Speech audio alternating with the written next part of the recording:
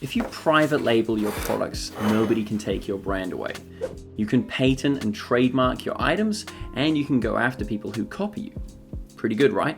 In this video, I'm going to go through what private labeling is, how to do it, some examples, some challenges of private labeling with Alibaba, and that will be us. If you're new here, I'm Connor. I'm the content producer at Debutify. I run this little YouTube channel. So, hey, and thanks for watching. So in my opinion, running a company or having a business is like having a conversation. You will present your premise, you'll listen to the other person's points, then you'll draw a conclusion about those points. Now, the other person can agree with you or disagree with you. I think this is a lot like having a product in a business. You run remarketing, you run cold ads, you try and convince people to come across onto your brand, and every other brand is selling a similar item and you have to stand out. So I think one way to stand out is to really understand those premises and those conclusions before you start marketing your business. This really happens when you present the product itself. There's three ways to do this. You can drop ship, which is where you just take somebody else's product, sell it with no customizations to a customer. You can private label, where you take somebody's product and you put your own logo on it, or you can trademark a product, where you do your own customizations, you get a patent for it, and nobody can touch that product in future. And this is why branding has become so important. In the past, you'd walk down the street, onto the high street, go to your favorite shops. You'd know the people that work there, you'd be really interested in the building and in the products inside of that store. Now we're a bit more attracted. We're just scrolling through screens, and the only association that we build up is through that cold marketing, remarketing, and then when you actually open the product at home. So having a really congruent brand, understanding that premise and that conclusion before you start shouting about it is going to be really important in e-commerce. Let's do this. Okay, so why would you private label? Let's have a look at my sunglasses here. These ones were private labeled and these ones were not. Can you tell the difference?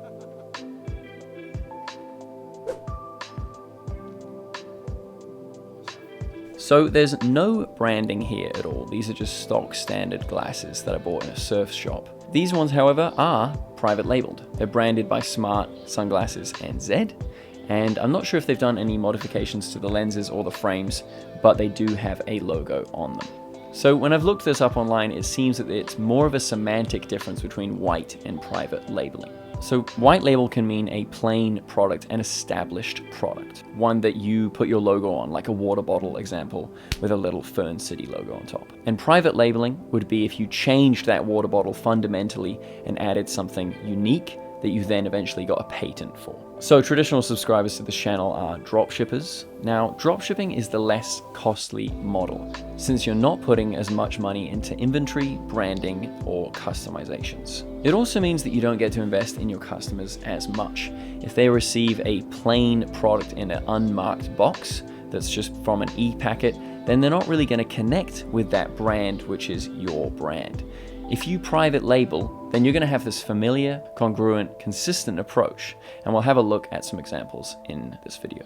So private labeling is essentially just using a standard product and putting your own spin on the marketing through logos and a congruent image. Now, one benefit of private labeling is that you've actually already verified this product. You already know that people are interested in water bottles because they're selling like crazy, or coffee, for example. It's up to you to build a brand around that verified product through marketing, offers, and a community inside of that brand. So it's got a little bit of upfront cost, but it does give you a lot of control over that product, and it's going to allow you to stand out a bit more compared to dropshipping. So how are you going to source these products? Primarily, the big one is Alibaba. Other suppliers include Dropshipper, Supply Me, and for print on demand, you've got Applique, Printify, and AOP. Now let's look at a real example of a private labeled product on periodisle.ca. So this is a really good example of a private labeled product. Just here you can see the product, really beautiful, unique branding, and that showcases exactly what the product is, and I really like the feature notes as well. They've got like a brilliant blog, they've got a quiz, and they've got like reviews here in these beautiful graphics that move as well. and then they've got their Instagram. And already, as I say, you can see how much credibility this has got compared to a dropshipping brand. And that's because they really lean into their brand. They have a style and they stick with it. It's really congruent, not only in the text, but the actual graphics that they use reflect the product itself.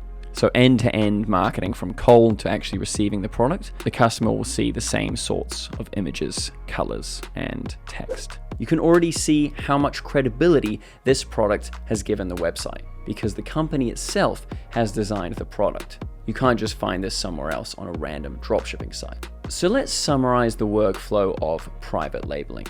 Number one, you want to find a product. Pretty self-explanatory. Number two, find a supplier. Will you dropship? Will you have a 3PL? Will you import products and have a little warehouse of your own, or will you use print on demand? And number three, create your brand. Submit your branding assets and your specifications to the supplier. And get ready for number four, which is to set up your store and make sure that all of your brand assets are congruent. And then number five, get paid.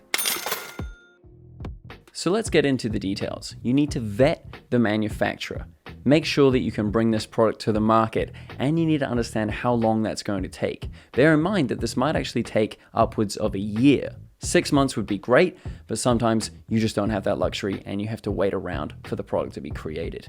Pick a product that's simple. Don't go into something complicated that's going to need approval and regulation like food or electronics.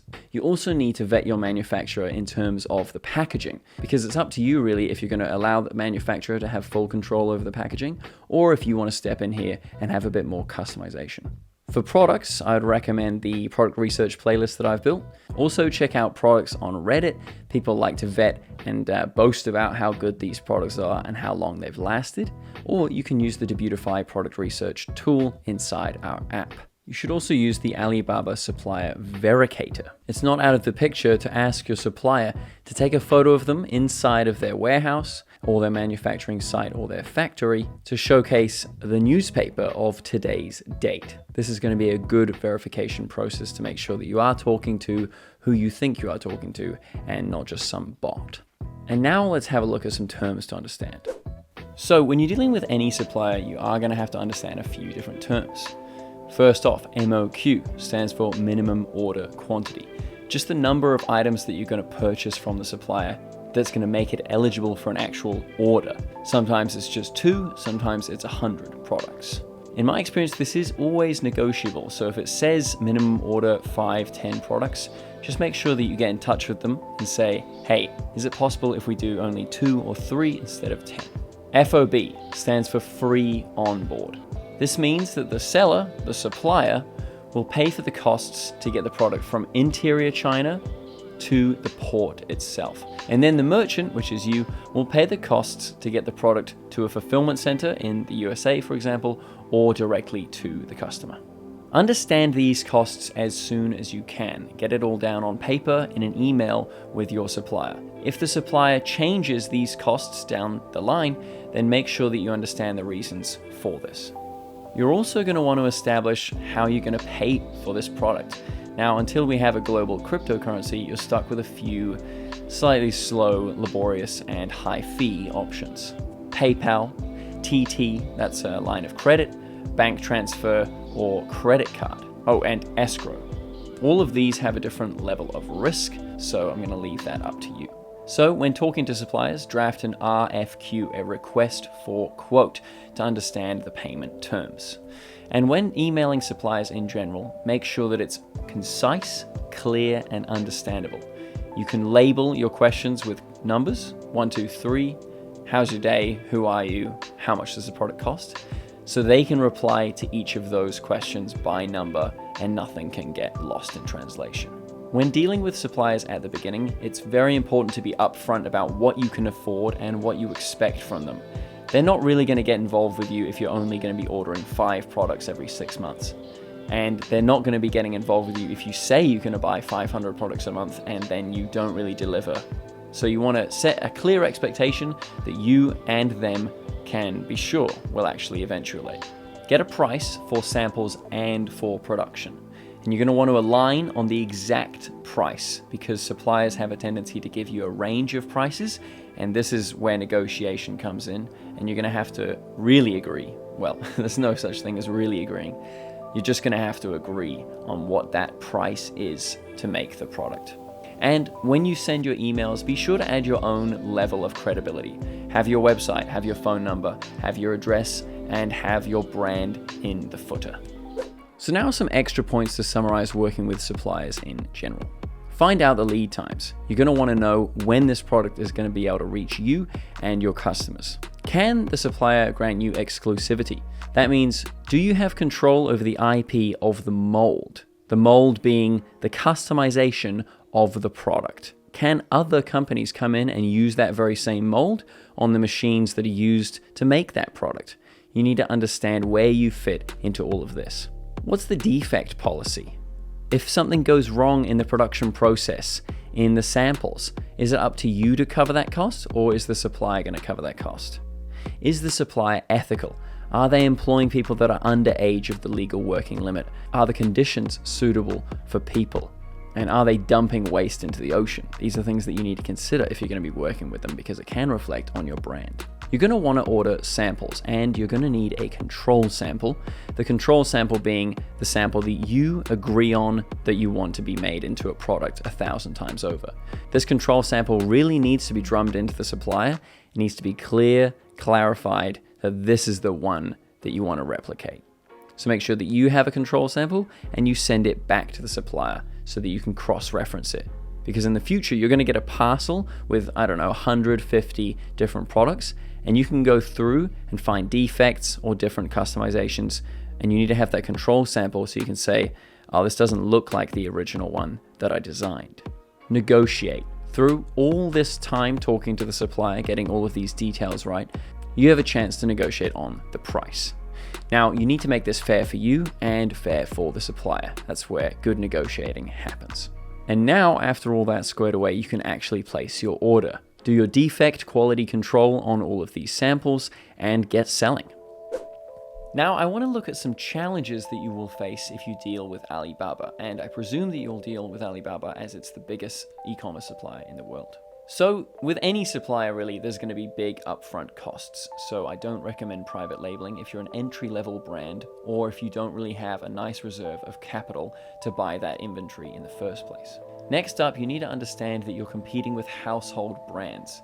If you're selling sunglasses, water bottles, coffee, all of this has been done before. So we discussed this earlier, it's a bit difficult, and especially difficult to build loyalty when those household brands already have a big share of the market. So there's a perceived lower quality of Chinese products in the world, but that's just something you're going to have to deal with because it also happens to be the cheapest products in the world. Then you have manufacturing dependency.